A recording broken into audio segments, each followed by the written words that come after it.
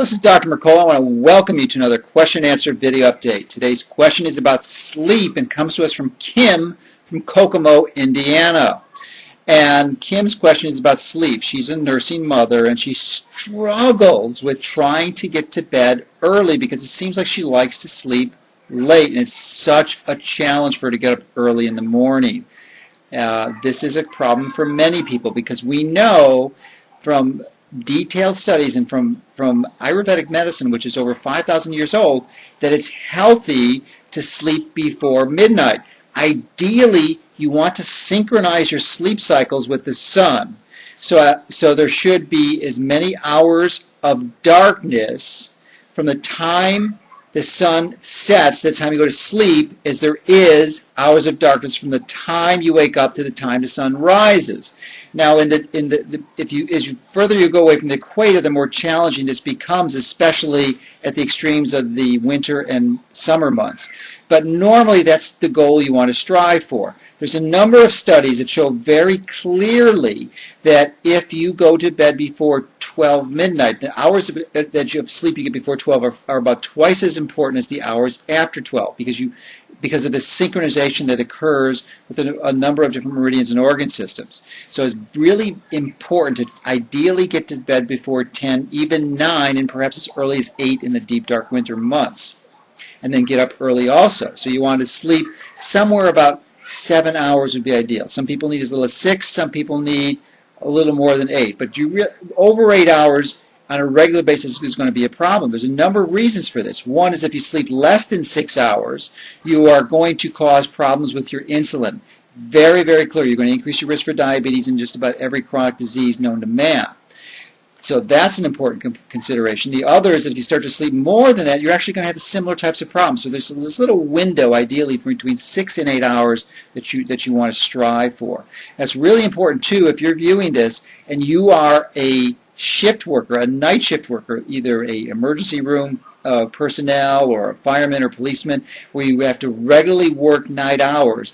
That's one of the single most important physical things you can do for your health is to find a new job, because that disruption of your sleep cycle is going to cause tremendous havoc in your system. So that would be an important clue. The other is that there's any light at all in your sleeping space, you want to eliminate it. Now, this is common for many people who live in urban areas because of the street lights outside. So you really want to get blackout drapes or shades from your local drapery place and really make it as dark as you can so that you cannot even see your hand in front of your face. It's about as dark as you want to do. You don't want any lights coming from your clock radio or any night lights in the bathroom. And if you happen to get up and have the urge to relieve your bladder, then you clearly do not want to turn your light on at night, because what that's going to do is all of this, that light exposure at night, is going to disrupt your body's ability, specifically the pineal gland, to produce melatonin.